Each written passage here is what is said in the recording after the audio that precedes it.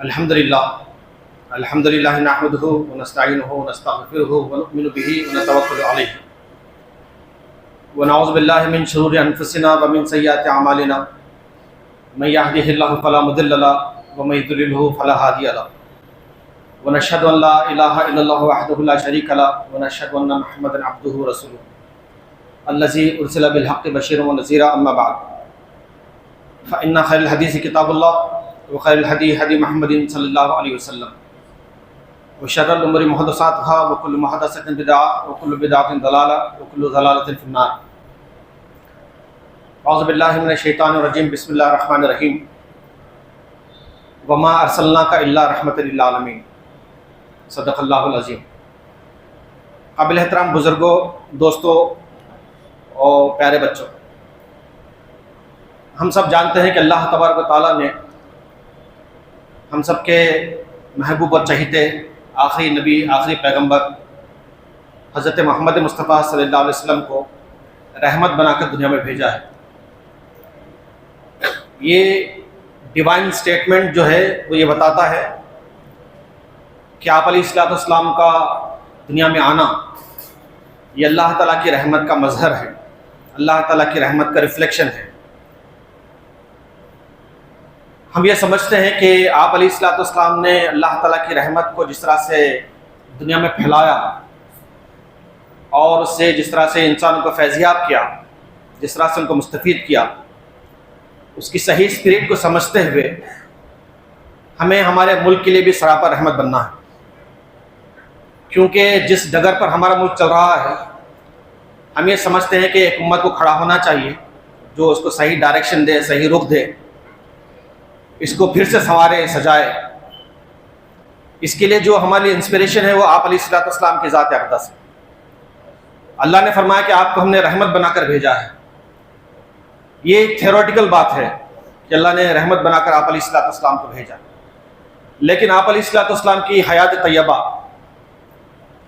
اس کا ایک طرح سے عملی اظہار ہے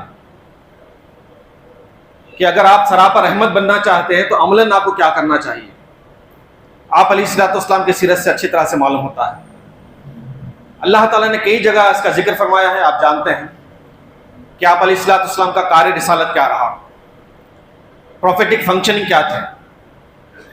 ایک جگہ یہ جامع انداز سے بیان ہوا ہے، اللہ تعالیٰ فرماتا ہے کہ یہ جو پیغمبر تمہارے درمیان آئے ہیں جو سراپا رحمت ہے، وہ تمہیں نیکیوں کا حکم دیتے ہیں، یأمرہم بالمعروف وینہاہم عن المنکر، اور تمہیں یہ برائیوں سے روکتے ہیں، وَيُحِلُّ لَهُمُ الطَّيِّبَاتِ، جو تمہارے لیے پاک چیزیں ہیں ان کو یہ حلال کرتے ہیں، وَيُحَرِّمُ عَلَيْهِمُ الْخَبَائِثَ، اور جو ناپاک چیزیں ہیں ان کو حرام ٹھہراتے ہیں، وَيَضَعُ عَنْهُمْ إِصْرَهُمْ، تمہارے اوپر جو بوجھ ہیں ان بوجھ کو یہ اتارتے ہیں، وَالْأَغْلَالَ الَّتِي كَانَتْ عَلَيْهِمْ، اور جو بندشیں تمہارے درمیان ہیں، جن بیڑیوں میں تم جکڑے ہوئے ہو، ان زنجیروں سے تم بندھے ہوئے ہو، ان کو ایک کھولتے ہیں۔ اگر آپ اس کو انٹرپریٹ کریں، آج کے حالات میں سمجھنے کی کوشش کریں تو موٹی موٹی کچھ باتیں آتی ہیں جن پر کہ ہمیں عمل کرنا چاہیے۔ پہلی بات یہ سامنے آتی ہے کہ آپ علیہ السلام نے اپنے مشن کو جاری و ساری رکھنے کے لیے ہمیں اس کا ذمہ دار بنایا ہے۔ خطبہ حجۃ الوداع کے موقع پر ہم جانتے ہیں آپ علیہ السلام نے فرمایا کہ جو یہاں موجود ہے وہ اس تک اپنی بات پہنچا جو یہاں پر موجود نہیں ہے۔ تو یہ جو کنٹینیویشن ہے یہ قیامت تک چلتا رہے گا۔ نبوت بے شک ختم ہو گئی ہے لیکن کار نبوت جاری ہے، امت مسلمہ اس کی ذمہ دار ہے، میں اور آپ اس کے ذمہ دار ہیں۔ ذمہ دار مطلب یہ کہ ہمیں سراپا رحمت ہے، اور یہی تصویر ہماری پیش کی گئی۔ آپ علیہ السلام نے یہ فرمایا کہ اچھا مسلمان کون ہے، ایمان والا کون ہے۔ آپ دیکھیں ڈسکرپشن کس طرح کا ہے۔ فرمایا کہ المسلم من سلم المسلمون من لسانہ و یدہ، مسلمان وہ ہے جس کے ہاتھ اور زبان سے دوسرے مسلمان محفوظ رہتے ہیں۔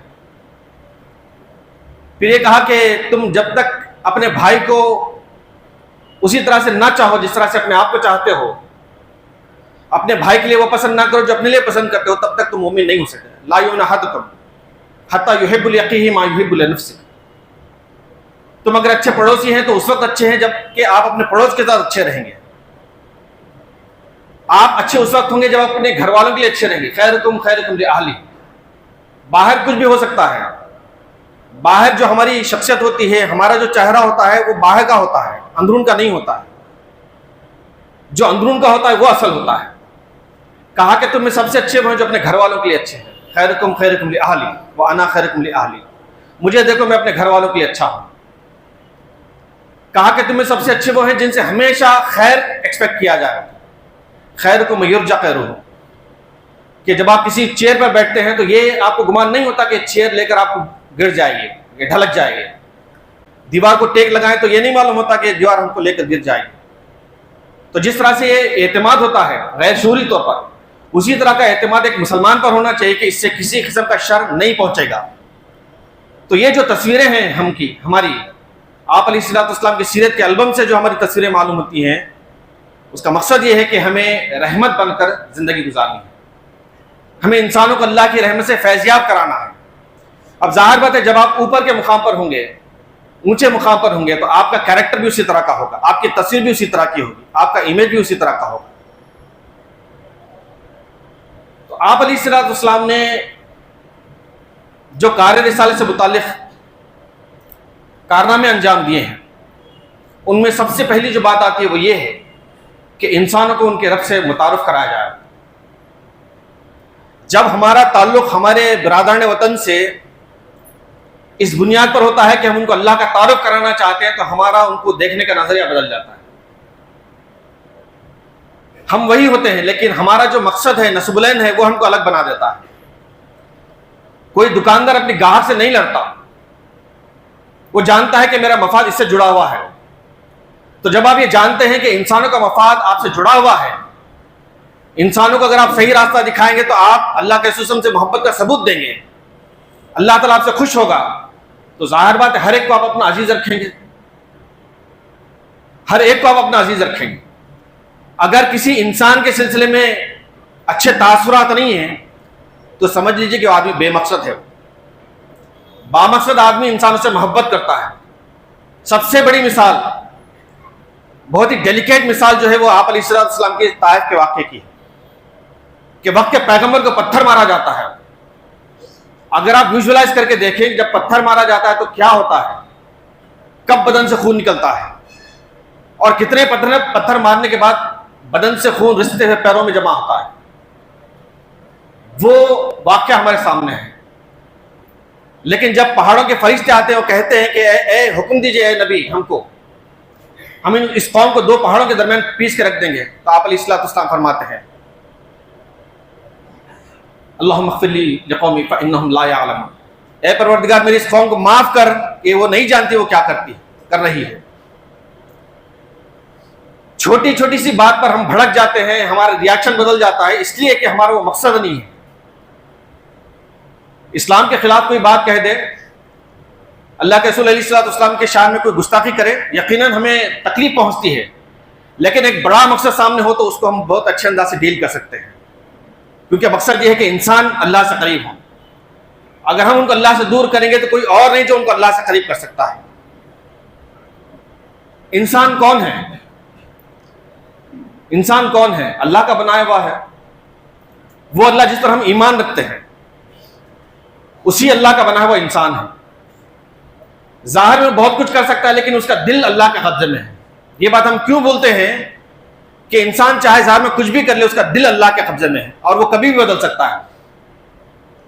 رسول اکرم علیہ الصلوۃ والسلام فرماتے ہیں کہ رحمان کی انگلیوں کے درمیان انسان کا دل ہوتا ہے, یقلبها کیف یشاء, وہ جس طرح سے چاہے اس کو پھیر سکتا ہے.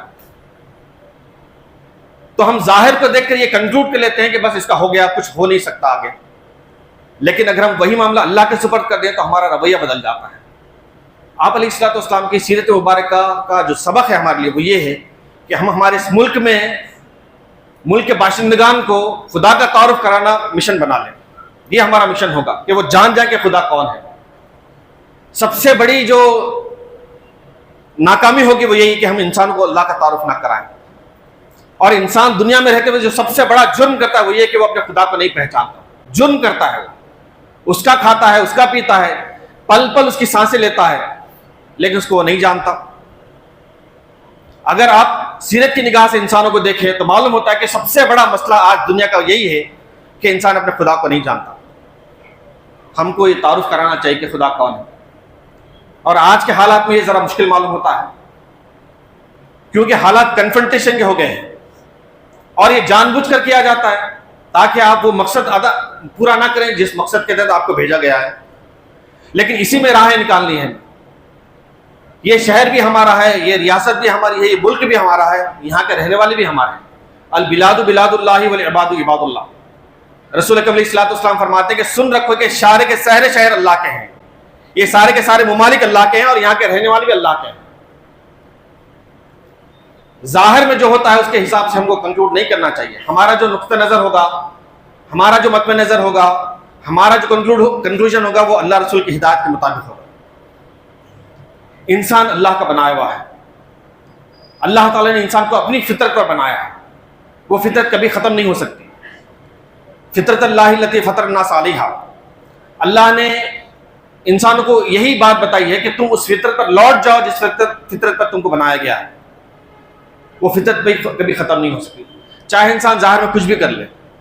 اس کی بیان دلیل جو ہے, واضح دلیل وہ یہ ہے کہ اللہ تعالیٰ فرماتا ہے کہ یہ جو پیغمبر تمہارے درمیان آئے ہیں نیکیوں کا حکم دیتے ہیں, یأمرون بالمعروف وینہاہم عن المنکر, برائیوں سے روکتے ہیں.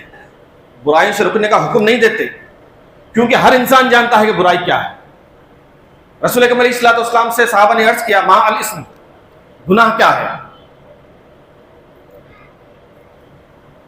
کیا ڈیفینیشن ہو سکتا ہے؟ آپ علیہ الصلوۃ والسلام نے فرمایا الاسم ما حاک فی صدرک. گناہ وہ ہے جو تمہارے دل میں چبھن پیدا کرے. گناہ وہ ہے, ظلم وہ ہے جو تم کو بے چین کر کے رکھتے. چاہے ظالم کتنا ہی ظالم نظر آتا ہو ظاہر میں, لیکن اس کا دل مانتا ہے کہ اس نے ظلم کیا ہے. انسان اللہ کا بنایا ہوا ہے, یہ ہمیں بات جاننی چاہیے, سمجھنی چاہیے. اور وہ انسان اللہ کا ہو کر رہے گا, کسی اور کا نہیں ہو سکتا. بس یہی یاد دہانی اس کو کرانی ہے. اللہ کا تعارف کرائیں ہم, اللہ کون ہے. ہمارے اس ملک میں جو عوام رہتی ہے اس کے بارے میں تحقیق یہ بتاتی ہے کہ 90% سے زیادہ لوگ خدا پرست ہوتے ہیں. مور دین 90% سے زیادہ لوگ. آپ کے لیے آسانی ہے, ہمارا ملک ایسا ہے کہ یہاں پر ہم اللہ کا تعارف کرا سکتے ہیں. دوسرا جو کام کرنا ہے وہ یہ ہے کہ آپ علیہ الصلوۃ والسلام نے صرف اللہ کا تعارف نہیں کرایا, یہ نہیں بتایا کہ دنیا ختم ہو جائے گی, تم کو اللہ کے سامنے کھڑا ہونا ہے, اپنے اعمال کا حساب کتاب دینا ہے. یہ تو عقائد کی بات ہے ہی. لیکن آپ علیہ الصلوۃ والسلام نے اس جانب توجہ دلانے کے لیے, اپنی دعوت کو مؤثر بنانے کے لیے ایک سٹیٹمنٹ یہ دیا, انا ولی من لا ولی لہ. میں اس شخص کا ساتھی ہوں, مددگار ہوں, دوست ہوں, ولی ہوں جس کا کوئی ساتھی مددگار دوست نہیں ہے. ہیومن رائٹس کا پروٹیکشن جو ہوتا ہے وہ ایسے ہوتا ہے کہ آپ کھڑے ہو جائیں. آپ کھڑے ہو جائیں, ہیومن رائٹس پروٹیکشن ہو جائے گا. اگر آپ کھڑے نہیں رہیں گے تو ہیومن رائٹس کو وائلیشن ہوگا. ہیومن رائٹس کو پروٹیکٹ کرنے کے لیے لمبے چوڑے منصوبے بنانے کی ضرورت نہیں. ہر شخص اپنی جگہ کھڑا ہو جائے اور یہ کہے کہ میں کھڑا ہوں مظلوم کے ساتھ, مستحق کے ساتھ, حاجت مند کے ساتھ. ذرا آپ اندازہ کیجئے کہ اگر اس شہر کے تمام مسلمان کھڑے ہو جائیں اور وہ یہ دعویٰ کریں کہ ہم انسانوں کے لیے ہیں, ان کی خدمت کے لیے ہیں, تو کیسا نقشہ ہوگا اس کا, کیسا نقشہ ہوگا. بس آپ کے ارادے کی ضرورت ہے. اللہ تعالیٰ آپ کے ساتھ ہے, یہ اللہ کا وعدہ ہے کہ ہم آپ کے ساتھ ہوں گے. کہیں بیٹھ کر ہم آپ کی مدد نہیں کریں گے بلکہ ہم آپ کے ساتھ ہوں گے, آپ کے راستے میں ہوں گے. والذین جاہدوا فینا لنہدینہم سبلنا, کہ جو لوگ ہماری راہ میں جد و جہد کرتے ہیں ہم ان کے راستے میں ہوتے ہیں, کہیں اور نہیں. اللہ ہمارے ساتھ ہوتا ہے. بس آپ اخلاص کے ساتھ نکلیے اور انسانوں کے حقوق کو اپہولڈ کرنے کی کوشش کریں. آپ کے شہر میں کس طرح کے حقوق وائلیٹ ہو رہے ہیں, یہاں کے انسانوں کے حقوق کیا معاملہ ہے, یہ اچھی طرح سے واضح رہنا چاہیے. بلکہ ہمارے نوجوانوں کو آگے آ کر سروے کرنا چاہیے, بتانا چاہیے کہ یہاں کے انسانوں کے حقوق کی کیا حالت ہے. باؤنڈیڈ لیبر کا ایک اہم ترین مسئلہ ہے, آپ کے پاس جانتے ہیں. ایسے کئی مزدور ہیں جو دوسرے اسٹیٹ سے آتے ہیں, جو قرض میں ڈوبے ہوئے ہیں, ان پر ظلم کیا جاتا ہے, معمولی سی تنخواہ دے کر ان سے کام لیا جاتا ہے. ایسے ایک نہیں بلکہ ہزاروں کی تعداد میں یہاں پر موجود ہیں. آپ ان کے ولی بن جائیں. ایگریکلچر کے سیکٹر کو اگر آپ دیکھیں تو معلوم ہوتا ہے کہ یہاں پر پانی کا ایک اہم ترین مسئلہ ہے. ایون ڈرنکنگ واٹر کا بھی آپ کے یہاں پرابلم ہے. انسانی حقوق سے مراد یہ نہیں کہ بس ہم کچھ ان کو دے دلا ہے. انسانی حقوق کو اپہولڈ کرنے کے معنی یہ ہے کہ ہم ان کی زندگی کو آسان بنائیں, اور آسان بنانے کا نسخہ یہ بتایا گیا کہ آپ کھڑے ہو جائیں. اگر آپ کھڑے ہو جائیں تو کوئی پیچھے نہیں رہ سکتا. اگر کوئی بیکورڈ ہے, بیکورڈ کلاسز بولتے ہیں نا, اگر کوئی بیکورڈ ہے اس لیے ہے کہ اس کے سامنے کوئی کھڑا نہیں ہے. آپ کھڑے ہو جائیں, کوئی بیکورڈ نہیں ہو سکتا. اللہ کے رسول علیہ الصلوۃ والسلام نے ایسا ہی کیا. مکہ معظمہ میں کسی کا اگر حق مارا جاتا تو پہلے آپ علیہ الصلوۃ والسلام کے سامنے حاضر ہو جاتے. آپ علیہ الصلوۃ والسلام سے گزارش کرتے کہ حق دلوایا جائے, تو آپ علیہ الصلوۃ والسلام دلواتے. ایسے ہر محلے میں ہمارے اس طرح کے نوجوان ہونے چاہیے. ہماری مائیں اور بہنیں ہونی چاہیے. اما عائشہ رضی اللہ تعالیٰ عنہا ایسی تھیں کہ جس خاتون پر بھی ظلم ہوتا وہ آپ رضی اللہ عنہ کے پاس آتی. ایک خاتون آتی ہے اور عرض کرتی ہے کہ اما عائشہ, میرے بدن پہ جیسا یہ ہرا کپڑا ہے اسی طرح سے میرا بدن بھی ہو گیا, میرے شوہر نے اتنا مارا ہے. اما عائشہ جاتی ہیں, وہ مسئلہ حل فرماتی ہیں. رسول اکرم علیہ الصلوۃ والسلام کے سامنے یہ باتیں عرض کرتی ہیں. تو مطلب یہ ہوا کہ مرد بھی بزی تھے, خواتین بھی بزی تھیں. رسول اکرم علیہ الصلوۃ والسلام کا ایسا تھا کہ آپ علیہ الصلوۃ والسلام نے اعلان کر دیا, انا ولی من لا ولی لہ. معاشرہ اس وقت فلورش ہوتا ہے, اس وقت ڈیولپ ہوتا ہے جبکہ معاشرے کے لوگ باشعور ہوں. باشعور ہونے کے معنی یہ ہے کہ آپ کھڑے ہو جائیں, یہ جان جائیں کہ آپ کو کیا ملا ہے کیا نہیں ملا ہے, کسی فرد کو کیا ملا ہے کیا نہیں ملا ہے. اتنا اگر آپ جان جائیں تو بہت سا کام ہو سکتا ہے. پھر ایک کام یہ بھی کرنا ہے آپ کو کہ یہاں کے غیر مسلموں کو لے کر ایک اچھا ماحول بنانے کی کوشش کریں. ماحول بنانے کے معنی یہ ہے کہ ظاہر بات ہے حقوق کی ادائیگی کے سلسلے میں ہم اکیلے کوشش نہیں کر سکتے, اور حقوق کا جو معاملہ ہوتا ہے صرف مسلمانوں کا نہیں ہوتا, عام انسانوں کا ہوتا ہے. تو جہاں بات حقوق کی رکھوالی کی آتی ہے وہاں پر اشتراک کی بھی آنی چاہیے. آپ علیہ الصلوۃ والسلام کا اسوہ یہ بھی بتاتا ہے کہ اگر آپ معاشرے کے مسائل کو حل کرنا چاہتے ہیں, معاشرے کے عوام کو ساتھ دیجیے. آپ اکیلے مت بن جائیے, آپ ایک الگ گروپ مت بن جائیے, کیونکہ آپ کو اللہ نے انسانوں کے لیے اٹھایا ہے. آپ کا ہر کام انسانوں کے ساتھ ہونا چاہیے. آپ اشتراک کی کوشش کریں, تعاون کی کوشش کریں. ہم کو بہت ہی اعلیٰ ظرف ہونا چاہیے. اللہ کے بندوں کی پہچان ہے کہ وہ اعلیٰ ظرف ہوتے ہیں. رسول اکرم علیہ الصلوۃ والسلام کی امتی کی یہ پہچان ہونی چاہیے کہ وہ اعلیٰ ظرف ہوتے ہیں, کیونکہ وہ ایک اعلیٰ و عرفہ مشن کے حامل ہیں, کیونکہ وہ آخری نبی کے ماننے والے ہیں. اللہ تعالیٰ نے ان پر ذمہ داری دی انسانوں کو رہنمائی دینے کی. آپ لیڈر ہیں سارے انسانوں کے, یہ بات کیا کم ہے؟ تو آپ کا مقام وہی ہونا چاہیے. ہم یہ سمجھتے ہیں کہ بحیثیت مسلمان کے ہمارا جو ایگزسٹنس ہے یہاں پر پولیٹیکل ان نیچر ہے. وہ پالیٹکس نہیں جو لوگ کرتے ہیں. پالیٹکس کے معنی یہ ہے کہ آپ لوگوں کی رہنمائی کریں, ان کے مسائل کو حل کریں, ان کے جو واجبی مسائل ہیں ان مسائل کو حل کرنے کی کوشش کریں. The art of guiding people is politics. اللہ تعالیٰ نے وہی ذمہ داری ہم سب کو, کنتم خیر امت اخرجت للناس, کہ تم بہترین گروہ ہے جس کو اللہ تعالیٰ نے انسانوں کے اٹھا کھڑا کیا. اخرجت للناس, یہ بات اتنی اہم ہے کہ آپ کی بیوی, آپ کے بچے اور آپ کا گھر ایک پولیٹیکل یونٹ کی طرح سے ہو جو لوگوں کو گائیڈ کرتا رہے. یہ اتنا امپورٹنٹ ہے معاملہ کہ اللہ تعالیٰ نے اس کے سلسلے میں ہم کو دعا سکھائی ہے. دعا کا سکھانا یہ معنی رکھتا ہے کہ جس بات کی دعا سکھائی جا رہی ہے وہ انتہائی اہم ہے, وہ ضرورت ہے آپ کی اور ہماری. وہ دعا یہ ہے کہ ربنا حب لنا من ازواجنا وذریاتنا قرۃ اعین, اے پروردگار ایسا کر دے کہ میری بیوی, یا بیوی اگر کہے تو میرا شوہر, میرے بچے میری آنکھوں کی ٹھنڈک بن جائے. وجعلنا للمتقین اماما, اور جو لوگ اللہ سے ڈرنے والے ہیں ان کا تو ہمیں امام بنا. جو اللہ سے ڈرنا چاہتے ہیں, جو صحیح راستہ اختیار کرنا چاہتے ہیں, اے پروردگار ایسا کر دے کہ ہم ان کے امام بن جائیں. امام آگے ہوتا ہے, پیچھے نہیں ہوتا ہے. امام لیڈ کرتا ہے, امام کو فالو کیا جاتا ہے. ہمارا گھر ایسا ہونا چاہیے کہ بحیثیت شوہر کے, میرے اطراف کے گھروں کے جو شوہر ہیں وہ مجھے فالو کریں, میری بیوی کو اطراف کی بیویاں فالو کریں, میرے بچوں کو اطراف کے بچے فالو کریں. میرا گھر ایک گائیڈ ہوگا, ایک رہنما ہوگا, اور میرا پڑوس میرے گھر سے متاثر ہوگا. آپ ذرا گیس کر کے دیکھ لیجئے اگر شہر میں اس طرح کے ہمارے گھر ہو جائیں تو کیسا نقشہ بنے گا. یہ ممکن ہو سکتا ہے اگر آپ اشتراک کی طرف توجہ کریں, آپ اعلیٰ ظرف بنیں. آپ اللہ کے بندے ہیں, رسول اکرم علیہ الصلوۃ والسلام کی امتی میں سے ہیں, آپ کا ظرف بڑا ہونا چاہیے. چھوٹی چھوٹی باتوں پر دل دکھانا, چھوٹی چھوٹی باتوں پر مایوس ہونا, یہ ہمارا شیوا نہیں ہو سکتا. یہ اس کا ہو سکتا ہے جس کا کوئی خدا نہیں ہے. ہمارا خدا ہے، وہ خدا رحمان و رحیم ہے. وہ خدا ایسا ہے جس کے قبضے میں سب کچھ ہے. للہ ما فی السماوات والارض، بات مکمل. جو کچھ بھی آسمانوں اور زمین میں ہے اللہ کا ہے. للہ خزائن السماوات والارض، زمین و آسمان کے سارے خزانے اللہ تعالیٰ کے. اس اللہ کے ہم ماننے والے ہیں. ظاہر بات ہے اس کے جب ہم ماننے والے ہوں گے تو ہمارا ظرف، ہمارا رویہ، ہمارا طرز عمل اسی طرح کا ہو. بڑے لوگوں میں جو اٹھتے بیٹھتے ہیں نا، ان کا رہن سہن بھی اسی طرح کا ہو جاتا ہے. اگر آپ کسی جج کے پاس کھڑے ہوئے دربان کو دیکھیں، معلوم ہوتا ہے کہ وہ بھی ایک طرح کا جج ہے. اثر ہوتا ہے. ہم خدا کو مانتے ہیں، اس کے رحمان ہونے کو، رحیم ہونے کو مانتے ہیں، اس کے سامنے اپنے سروں کو جھکاتے ہیں، لیکن کیا وجہ ہے کہ یہ ویژن ہمارے اندر نہیں آتا کہ ہم اللہ تعالیٰ سے ڈیمانڈ کریں کہ تو ایسا کر، تو ایسا کر، تو ایسا کر. انا عند ظن عبدی بھی، اس رحمان نے، اس رحیم نے یہ اعلان کر دیا ہے، اوپن ڈکلیریشن ہے، انا عند ظن عبدی بھی، میں میرے بندے کے ساتھ ویسا ہوں جیسے وہ میرے بارے میں سوچتا ہے. آپ جیسا چاہے سوچ سکتے ہیں. اللہ تعالیٰ آپ کے ساتھ ہوا. وَإِن ظَنَّ خَيْرًا فَخَيْرٌ، اگر وہ میرے بارے میں اچھا سوچتا ہے تو میں اس کے لیے اچھا ہوں. آپ اچھا سوچئے. یہ مت دیکھیں کہ حالات کیسے ہیں، یہ دیکھیں کہ آپ کے ساتھ کون ہے، وہ کیسی ہستی ہے. حالات کو دیکھ کر مایوس ہونا، اس کا مطلب یہ ہے کہ ہم اس ہستی پر سے نگاہ ہٹا دیے ہیں جو علیم و خبیر ہے، مالک الملک ہے.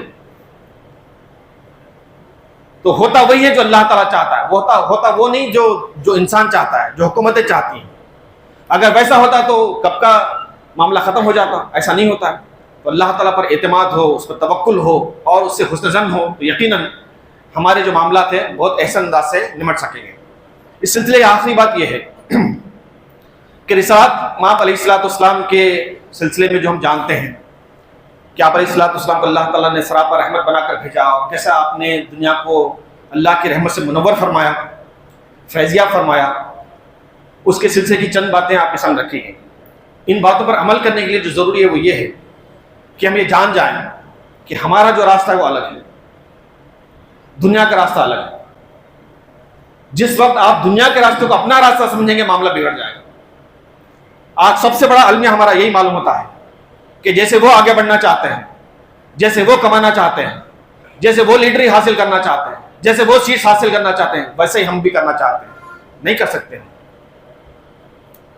ہمارے پاس دین ہے، ہمارے پاس شریعت ہے، ہمارے پاس اللہ کے رسول علیہ السلام کا اسوہ ہے جو یہ بتاتا ہے کہ زندگی کیسی گزارنی چاہیے. تو ہمارا راستہ الگ ہے. یہ دین کا راستہ ہے، یہ اہدنا الصراط المستقیم ہے، وہ نہیں جو دنیا چلتی ہے. یہ وہ راستہ ہے جس پر ہم دنیا کو چلائیں گے.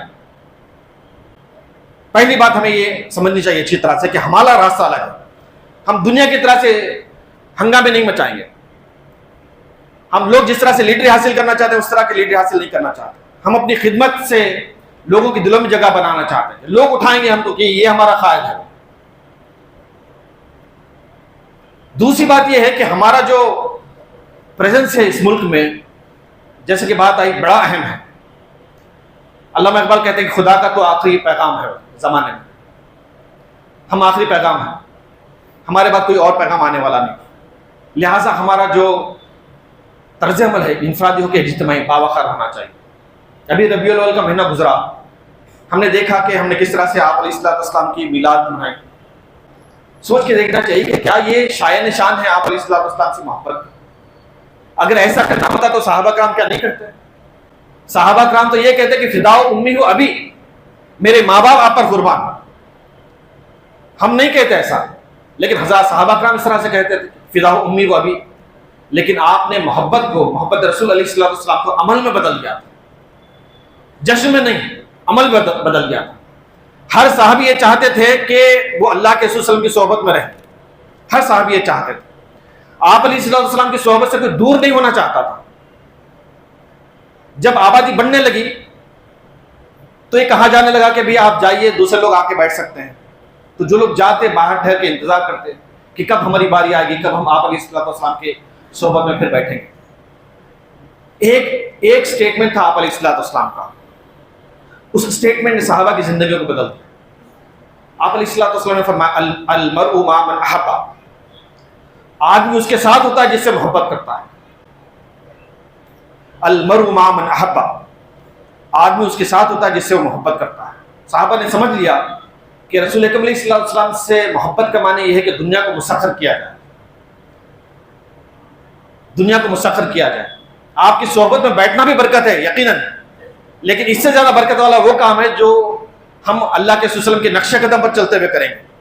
چنانچہ گئے صحابہ کرام، ساری دنیا میں اسلام پھیلا، ہم جو مسلمان ہوئے انہی کی محنتوں کی وجہ سے، تو محبت کو صحابہ کرام نے عمل میں ڈھال دیا۔ ہم بھی آپ علیہ الصلوۃ والسلام سے محبت کو عمل میں ڈھال دیں، ایک ایک سنت پر عمل کرنے کی کوشش کریں۔ یقین جانیے ایک سنت پر عمل جو ہے نا 1000 سنتوں پر عمل کے لیے ترغیب دیتا ہے۔ ایک شخص آتا ہے اپنے استاد سے کہتا ہے کہ استاد مجھے نصیحت کیجیے، تو استاد نے اس شخص کو نصیحت کی اپنے شاگرد کو کہ دیکھو اللہ کے رسول نے کبھی اپنی ازدواج پر ہاتھ نہیں اٹھایا، تم بھی ہاتھ مت اٹھاؤ۔ ساری زندگی اسی طرح سے وہ رہا۔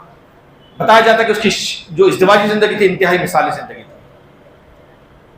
مثالی زندگی کے لیے آپ کو اسوہ رسول کو اپنانا ہے، کچھ دینے دلانے سے مثالی ازدواجی زندگی نہیں بن سکتی۔ آپ مسکراتے ہیں یہ آپ کے لیے صدقہ ہے، آپ راستے سے پتھر ہٹاتے ہیں تو یہ آپ کے لیے صدقہ ہے۔ ما اطعمت زوجک فہو لک صدقہ، اگر آپ کما کر اپنی بیوی کو کھلاتے ہیں تو یہ صدقہ ہے۔ ما اطعمت خادمک فہو لک صدقہ، اگر آپ کما کر اپنے نوکر کو دیتے ہیں تو وہ بھی صدقہ ہے آپ کے لیے۔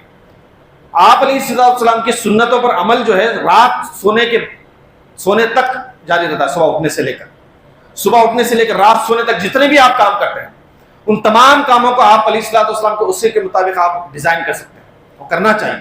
یہی محبت کی پہچان ہے کہ آپ کس طرح سے کھاتے تھے، کس طرح سے آپ چلتے تھے، کس طرح سے لوگوں سے گفتگو کرتے تھے، کس طرح سے آپ علیہ السلام کے تعلقات تھے، کس طرح سے خاندان کے افراد سے ملاقات کرتے تھے۔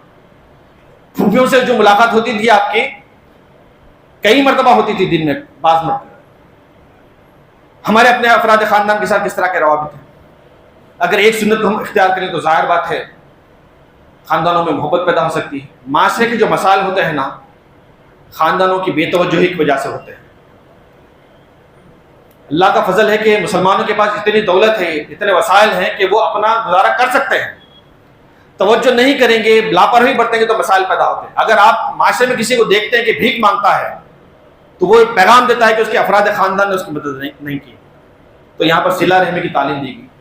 آپ علیہ السلام نے کسی معاملے میں یہ نہیں کہا کہ تمہارے عمر میں برکت ہو جائے گی، تمہارے مال میں برکت ہو جائے گی، لیکن اسپیسیفکلی جو بات بتائی آپ علیہ السلام وہ یہ کہ اگر آپ اپنے خاندان والوں کے ساتھ صلہ رحمی کریں گے، ان پر خرچ کریں گے، اللہ تعالیٰ آپ کی عمر میں برکت دے گا، آپ کی عمر میں برکت دے گا۔ تو آپ علیہ السلام کی سنتوں پر عمل ہی اصل میں ہم کو آپ علیہ السلام کے مشن کو لے کر چلنے کے قابل بنا سکتا ہے، ورنہ باتیں تو بہت ہو سکتی ہیں۔ یہ بس گزارش ہے آپ سے کہ رسول اکرم علیہ السلام کی جو سنتیں ہیں ان کو آپ انفرادی اجتماعی طور پر اختیار کریں، اور یہ جو انسانوں کو اللہ سے قریب کرنے کی بات ہے، انسانی حقوق کو اپہولڈ کرنے کی بات ہے، ان کو پروٹیکٹ کرنے کی بات ہے، اور یہاں کے برادران وطن سے مل کر ایک اچھے سماج بنانے کی بات ہے، وہ سب باتیں جو ہے وہ آپ کو ایز اے فالو اپ کرنی ہے، لیکن اس کے لیے جو انسپریشن ہے وہ آپ علیہ السلام کی سیرت مبارکہ ہے۔ اللہ سے دعا ہے کہ اللہ تعالیٰ ہمیں اپنے حبیب پاک علیہ السلام سے بے انتہا محبت کرنے کی توفیق عطا فرمائے اور آپ کے نقش قدم پر چلنے کی سعادت نصیب فرمائے، آمین رب العالمین۔ بارک اللہ لنا ولکم فی الآیات و ذکر الحکیم، انہ تعالی جواد الکریم ملک بر الرحیم رب الحلیم۔